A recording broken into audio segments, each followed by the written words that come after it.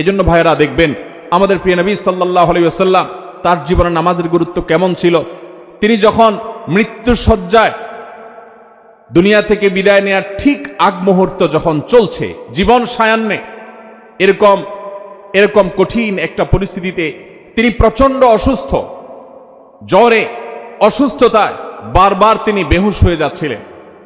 তিনি পানি আনাচ্ছিলেন, হুঁশ আসার সাথে সাথে একটু হুঁশ ফিরে এসেছে, সাথে সাথে পানি আনালেন এবং পানি ঢাললেন, ওযু করলেন, মুখে পানি ঢাললেন, শরীরে পানি ঢাললেন, ঢালার পরে কিছুটা আরাম বোধ করলেন, আবার সেন্সলেস হয়ে গেল।